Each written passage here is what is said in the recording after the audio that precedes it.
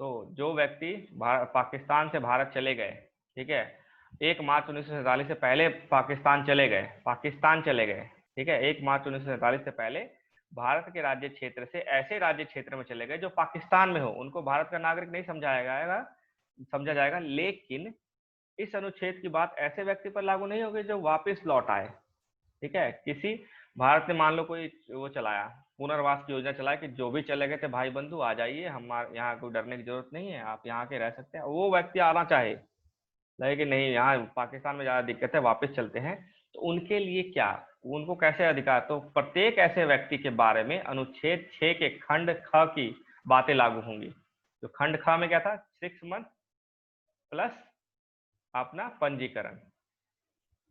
तो अनुच्छेद 6 के खंड ख में क्या था, 6 महीने रहो, पंजीकरण करो और बन जाओ, ठीक है। वैसा ही समझा जाएगा जैसा 1948 के पश्चात आया हो, उसको इस तरह समझा जाएगा, ठीक है। मान लीजिए 1 मार्च 1947 को निकला वो, ठीक है, 1 मार्च 1947 को गया, उसके बाद वो मान लीजिए 10 अगस्त 1947 को वापस आ गया, तो वो नागरिक कैसे बनेगा, वो तो भारत का नागरिक नहीं रहा क्योंकि वो चला गया, 1 मार्च उसके पश्चात चला गया, ठीक है। लेकिन अब वो वापस आएगा, सॉरी क्या बोल दिया, 1 मार्च 1947 के पश्चात चला गया, मान लो 10 अगस्त को चला गया, ठीक है, लेकिन बाद में वापस आया, वो वापस भारत आया, तो उसको कैसे भारत का नागरिकता मिलेगी, वैसे ही जैसे उसको माना जाएगा कि 19 जुलाई 1948 के पश्चात आया हो। और इसके लिए क्या है, इसका खंड ख है आर्टिकल 6 का, 6 महीने रहो और पंजीकरण कराओ और हो गए भारत के नागरिक। ये तो होगा आपके 2 आर्टिकल, ठीक है, छठा और सातवां, जो पाकिस्तान से भारत और भारत से पाकिस्तान से फिर भारत, ठीक है। अब उसके बाद है आठवां, जो लोग भारत के बाहर रह रहे हैं, भारत के बाहर रहने वाले। अब देखते हैं लक्ष्मीकांत जी क्या कहते हैं इसके बारे में, थोड़ा सा देखो, ये आर्टिकल 8 की बात कर रहा है, ठीक है। आर्टिकल 8 में एक व्यक्ति जिसके माता पिता या दादा दादी अविभाजित भारत में पैदा हुए हों। अब देखो यहाँ ना क्या है ना कि इसमें हर जगह ना सिर्फ दादा दादी तक नहीं हुए थे, माता पिता या दादा दादी, लेकिन हमने पढ़ा भी नाना नानी भी था, संविधान नाना नानी। था ना, माता माँ और माता वो करके कुछ, वो नाना नानी को बोला जाता है। एक व्यक्ति जिसके माता पिता दादा दादी अविभाजित भारत में पैदा हुए, पैदा तो अविभाजित भारत में थे, 1935 वाला भारत, ठीक है, लेकिन वो भारत के बाहर रह रहा हो। मान लीजिए वो भारत में पैदा हुआ था 1940 में पैदा हुआ भारत में, उसके माता पिता 1940 में पैदा हुए और चले गए, उसको लेके बेटे को लेके ले चले गए लंदन पढ़ाने के लिए, उसको वहां पढ़ रहा है बेटा, भारत यहाँ आजाद हो गया, वो पढ़ रहा है या भारत आजाद हो गया, तो वो भारत का नागरिक कैसे बनेगा, वो भारत के बाहर रह रहा है। अभी हमने 5वें में क्या कि भारत के क्षेत्र में रह रहा है, मूल निवासी हो भारत के क्षेत्र का। आर्टिकल 5 में क्या था कि भारत के क्षेत्र का मूल निवासी हो, छठा और सातवां तो, और छठे में भी ऐसा ही था, मूल निवासी की बात कर रहे हैं, और सातवां छठा सातवां तो पाकिस्तान और भारत की बात हो गई, ठीक है ना। 5वें में क्या था कि मूल निवासी हो भारत का, उस समय संविधान बनने के समय मूल निवासी हो या 5 साल से रह रहा हो, उसी की बात करें ना। लेकिन जो भारत के बाहर रह रहा हो, जो संविधान बना और उस समय भारत के बाहर हो, और वो तो अरे संविधान बन गया मैं तो बाहर ही रह गया, तो वो भारत का नागरिक कैसे बन सकता है।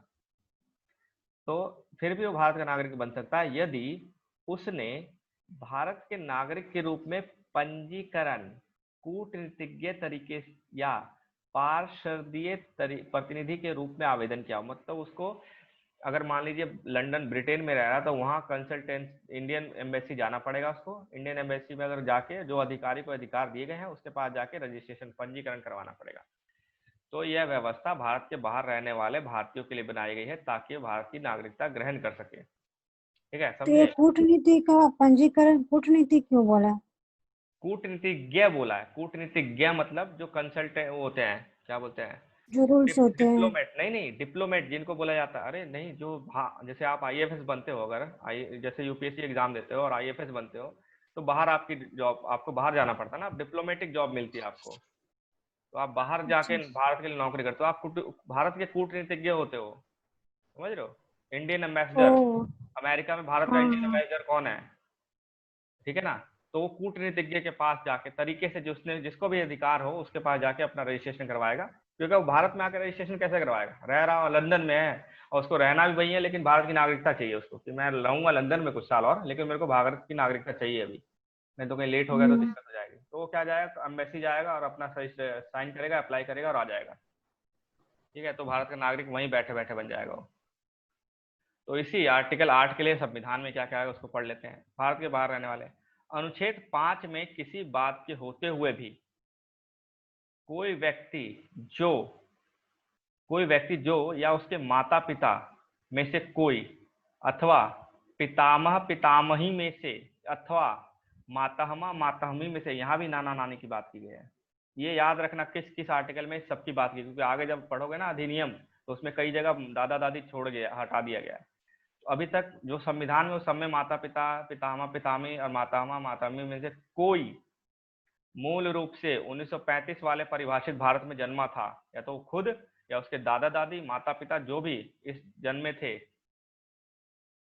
ठीक है ना, 1935 वाले भारत में जन्मे थे, और जो इस प्रकार परिभाषित भारत के बाहर किसी देश में मामूली तौर पर रह रहा है, क्योंकि 5 में क्या क्या कहता है 5वें आर्टिकल में कि भारत में रह रहा हो मामूली तौर पे, अब क्या गया भारत के बाहर रह रहा हो मामूली तौर पे, वो भारत का नागरिक समझा जाएगा यदि वह नागरिकता प्राप्ति के लिए भारत डोमिनियन की सरकार द्वारा या भारत सरकार द्वारा, मतलब 1950 से पहले वाली सरकार द्वारा या 1950 के बाद वाली सरकार द्वारा विहित प्ररूप से अपने रीति से, विहित प्ररूप और रीति से अपने द्वारा उस देश में जहां वो रह रहा हो, वहां वह तत्समय निवास कर रहा हो, जहां पे रह रहा हो वहां के भारत के राजनयिक या काउंसिल प्रतिनिधि के पास, यानी डिप्लोमेट या काउंसिल प्रतिनिधि के पास जाके संविधान प्रारंभ होने से पहले या उसके पश्चात आवेदन करे और वो उसको रजिस्ट्रेट कर दिया जाएगा। समझ गए, समझे इस चीज को।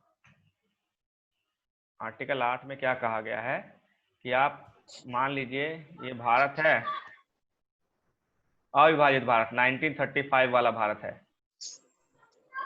ठीक है, यहाँ कहीं पैदा हुआ था कोई, ठीक है, यहाँ पैदा हुआ था, मान लीजिए 1940 में पैदा हुए थे, ठीक है, ये या इसके माता पिता, और चले गए थे कहाँ पे, ब्रिटेन जाके रह रहे थे, लंदन में जाके रह रहे थे, ठीक है, और संविधान बन गया 1950 में, तो संविधान ने क्या कहा, आप यहीं रहो और यहाँ अम्बेसी जाके रजिस्ट्रेशन कर दो, पंजीकरण करो, अगर आपको चाहिए भारत की नागरिकता तो आप जाके पंजीकरण करो, क्योंकि वो मूल अभी निवासी कहाँ है, यहाँ पे निवासी है।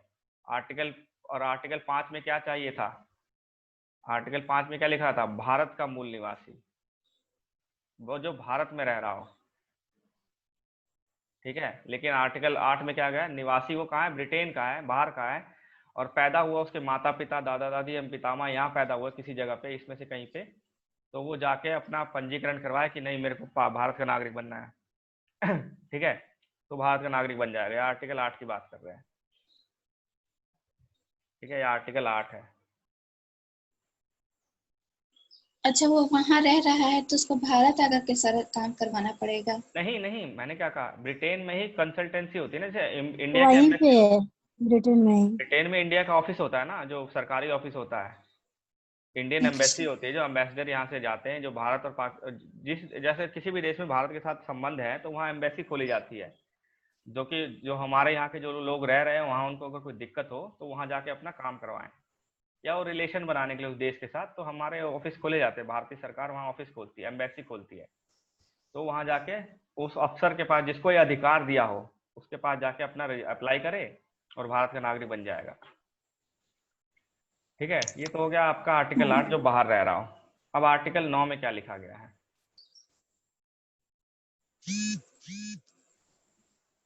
आर्टिकल 9 में क्या लिख दिया है इसने, आर्टिकल 9 में लिखा है अभी तक जो हमने पढ़ा, अभी तक जो भी पढ़ा उसमें क्या पढ़ा, कुल मिलाकर चार तरह से दे दिया गया था, 4 तरह से नागरिकता मिल सकती है। पहला 5वें आर्टिकल के अंदर, दूसरा 6ठे आर्टिकल के अंदर, तीसरा 7वां और चौथा 8वां आर्टिकल के अंदर। मतलब जो भारत में पैदा हुआ, भारत में मूल निवासी हो, भारतीय क्षेत्र में रह रहा हो, तो उसको मिल जाएगा, ठीक है, या फिर 5 साल से भारत में रह रहा हो संविधान के बनने से 5 साल पहले तक। छठे में क्या था, भारत से पाकिस्तान, सॉरी पाकिस्तान से भारत आया हो उसको मिलेगा। फिर 7वें में क्या था, भारत से पाकिस्तान जाके वापस आ गया हो उसको मिलेगा। 8वें में क्या था, जो कहीं नहीं है इन दोनों में, बाहर रह रहा कहीं, उसको मिलेगा।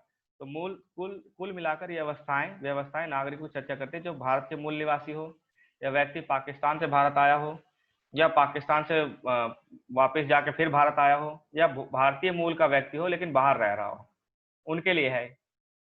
ठीक है। नागरिकता संबंधी अन्य संवैधानिक प्रावधान क्या है? आर्टिकल 9 है। अब क्या होगा, ये वह व्यक्ति भारत का नागरिक नहीं होगा। अब यहाँ पे ये भी चीज लिखिए कि भारत का नागरिक कौन नहीं होगा। संविधान के अनुसार भारत का नागरिक कौन नहीं होगा? पहला, हमने आर्टिकल 7 में पढ़ा। ठीक है, भारत का नागरिक कौन नहीं होगा? जो भारत से पाकिस्तान चला गया, खत्म, वो नागरिक खत्म हो गया। ठीक है, जो पाकिस्तान चला गया 1 मार्च 1947 के बाद। ठीक है, आर्टिकल 7 में क्या लिखा गया है कि 1 मार्च 1947 के बाद जो भारत से पाकिस्तान चला गया और नागरिक नहीं रहेगा। आर्टिकल 9 में क्या लिखा गया है? आर्टिकल 9 में लिखा गया है कि वह व्यक्ति भारत का नागरिक नहीं होगा या भारत का नागरिक नहीं माना जाएगा जो स्वेच्छा से, मतलब अपनी इच्छा से किसी अन्य देश की नागरिकता ग्रहण कर ले। ठीक है, जैसे अक्षय कुमार है, अक्षय कुमार कनाडा के नागरिकता ग्रहण कर ली तो भारत के नागरिक नहीं रहेंगे। ठीक है ना, कोई भी अगर दूसरे देश का, तो यहाँ पे क्या कहा है, दोहरी नागरिकता नहीं हो सकती भारत में। कई देशों में क्या है, आप दूसरे देश के भी नागरिक रहो, यहाँ के भी नागरिक रहो, लेकिन भारत में नहीं है। आपको यहाँ का रहना तो यहाँ के रहो, नहीं तो जहाँ का रहना वहां के रहो। ठीक है, दोहरी नागरिकता नहीं रहेगी हमारे देश में। उसके बाद क्या है, आर्टिकल 10 में क्या किया गया है? प्रत्येक व्यक्ति जो भारत का नागरिक है या समझा जाता है यदि संसद इस प्रकार के किसी विधान का निर्माण करे। ठीक है, आर्टिकल 10 में कुछ जाता है। आर्टिकल 10 किस लिए था, इसमें लिखा हुआ है। हाँ, नागरिक अगर एक बार बन गए, आर्टिकल 10 में वहां समझ नहीं आ रहा, एक बार नागरिक बन गए तो आपको बार बार रिन्यू नहीं करवाना पड़ेगा अपना नागरिकता, आप नागरिक बने रहोगे। आर्टिकल 10 में क्या कहा गया, एक बार नागरिक बन गए, चाहे आर्टिकल 5 के थ्रू बनो, 6 के थ्रू बनो, 7 के थ्रू, 8 के थ्रू, किसी थ्रू बनो, चारों में से किसी तरह से भी नागरिक बन गए, आपने मान लो पंजीकरण करवाया और नागरिक बन गए, उसके बाद आप हमेशा के लिए भारत के नागरिक बने रहोगे जब तक संसद कोई दूसरा नियम बदलती नहीं है, या उसमें आपको बार बार रिन्यू नहीं करवाना। ड्राइविंग लाइसेंस की तरह नहीं होता कि आपको बार बार ड्राइविंग लाइसेंस रिन्यू करवाना पड़ता। नागरिकता रिन्यू नहीं होती, एक बार बन गए तो बन गए। हाँ, अगर संविधान में कुछ चेंजेस हो गए, संसद ने संविधान में कुछ बदलाव किए तो नागरिकता छीन सकती है, क्योंकि सारी पावर संसद को दे रखी है इस चक्कर में। ठीक है, आर्टिकल 11 में हम पहले ही पढ़ चुके हैं कि इनके अलावा और क्या प्रावधान होंगे, उसकी सारी शक्ति संसद को दे दी गई है। और ये जो प्रावधान जो हमने पढ़े, ये संसद की शक्तियों को कम नहीं कर सकता। ठीक है, ये तो पहले ही पढ़ लिया हमने। तो आपके हो गए उसमें आर्टिकल 10 तक सारे हो गए। ठीक है, आर्टिकल 11 में क्या हो गया, संसद को अधिकार है कि नागरिकता अर्जन करने, समाप्ति करने या उसके अलावा कोई भी विषयों पर संबंधी विधि बना सकती है, यानी कानून बना सकती है। ठीक है, तो अगर संविधान पूछा जाए कि संविधान के अनुसार भारत की नागरिकता कैसे छीनी जा सकती है, कैसे जाएगी, तो दो ही तरीके हैं, या तो वो 1 मार्च 1947 के बाद भारत से पाकिस्तान चला गया हो, या फिर किसी दूसरे देश की नागरिकता स्वेच्छा से ले ले। बस यही दो तरीके हैं संविधान के अनुसार। अधिनियम के अनुसार अलग हो सकता है, जो नागरिकता अधिनियम बनाया आर्टिकल 11 के अंदर, उसके अनुसार उसके बाद हम पढ़ेंगे उसमें क्या क्या अधिनियम बनाए गए। देखो, 55 में बना, फिर संशोधन हुआ 57 में, फिर संशोधन हुआ 85 में, संशोधन ये हुआ 59 में, संशोधन हुआ 86, संशोधन 92, 3, 5, 15, फिर 2019। ठीक है, ये संशोधन हुआ है पहले अधिनियम में। ठीक है, मूल रूप से नागरिकता अधिनियम 1955 ने भी राष्ट्रमंडल नागरिकता प्रदान की है, लेकिन इस प्रावधान को नागरिकता संशोधन 2003 द्वारा निरस्त कर दिया गया है। अभी पढ़ेंगे 2003 में क्या हुआ था, राष्ट्रमंडल नागरिकता के बारे में क्या कहा गया था। तो अब यहां से हो गया अधिनियम 1955। ठीक है, अब इससे हम यहाँ से हम कल से पढ़ लेंगे। ठीक है, ये टाइम है अभी।